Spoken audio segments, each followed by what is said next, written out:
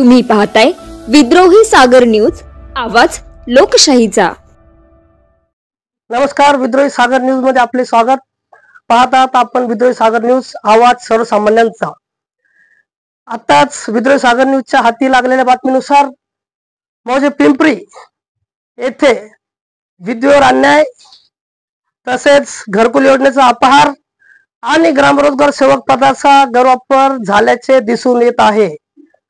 याविषयी सविस्तर बातमी अशी की मौजे पिंपरी तालुका सिल्लोड जिल्हा छत्रपती संभाजीनगर येथील कमल संजय सिरसाट या विधवा महिलेच्या हक्कावर त्यांच्याच धीराने म्हणजेच राजू आनंदा सिरसाट यांनी डाका टाकला आहे। आणि धक्कादायक बाब म्हणजे हा धीर स्वतः ग्रामरोजगार सेवक आहे। घरकुल योजनेचा वापर करून कमल यांच्या संमतीशिवाय व मालमत्ता वाटणी न करता त्यांनी बेकायदेशीररित्या बांधकाम सुरू केलेलं आहे।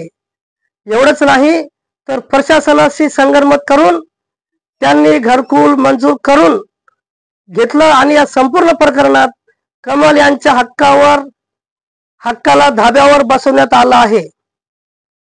पोलीस ठाणे सुद्धा गप्प, तक्रार घेण्यास नकार। कमल या न्यायासाठी सिल्लोड ग्रामीण पोलीस ठाण्यात तक्रार देण्यासाठी गेल्या, पण तेथे त्यांच्या तक्रारीवर नोंद घेण्यास नकार देण्यात आला। एका विधवा महिलेला धमक्या दिल्या जातात, जबरदस्ती होते, तरी पोलीस दुर्लक्ष करतात। मग न्याय मागायचा कुणाकडे? विद्रोही सागर न्यूजची थेट मागणी, संबंधित ग्रामरोजगार सेवकावर तात्काळ निलंबन व गुन्हा दाखल करावा। घरकुल मंजुरी संदर्भातील प्रशासकीय संगनमताची चौकशी करावी। कमल संजय सिरसाट यांना हक्काच्या जागेवर संरक्षण व मालकी हक्क मिळावा। पोलीस ठाण्यातील हलगर्जी अधिकाऱ्यावर शिस्तभंगाची कारवाई व्हावी। सामान्य माणसाच्या हक्कावरच सत्ता बसवली जात असेल तर आम्ही विद्रोही सागर न्यूज त्या सत्तेला जाब विचारल्याशिवाय राहणार नाही। सांगा मावशी, तुमचा काय प्रश्न आहे? तुमचं नाव सांगा पहिले। मोठ्याने बोला। कमल संजय सिरसाट। हा, काय कोणत्या गावचे तुम्ही? ओरोड पिंपरी। काय प्रश्न आहे तुमचा? आमच्या घराच्या बाबतीत। काय घराचं काय झालं? घर म्हणजे सासू सासरे वारलेले, मालक पण वारलेले, आणि राजू आनंदा सिरसाट हे रोजगार सेवक आमच्या गावात ओरोड पिंपरी इथे। बर, तर ते मी रानमोड असताना मला घरकुल नाही, पण त्यांना घरकुल मंजूर कसं केलं? बरोबर। आणि केलं तर केलं, ते काढवले तर ते घरकुल थांबूच नाही राहिले। बर, ते बांधून घेऊ लागले। तिथे गेले तर ते सगळं असं शादी राहिले, धावून राहिले तुम्हाला। हा, परत पोलीस स्टेशन मध्ये गेलं, ती तक्रार घेऊ लागलीच नाही ना। पोलिसवाल्यांनी तक्रार नाही घेतली? नाही घेतलीच नाही। कोणत्या पोलीस स्टेशनला गेलते तुम्ही? डोंगरगाव फाटा। बर, तिथं काय म्हणे साहेब?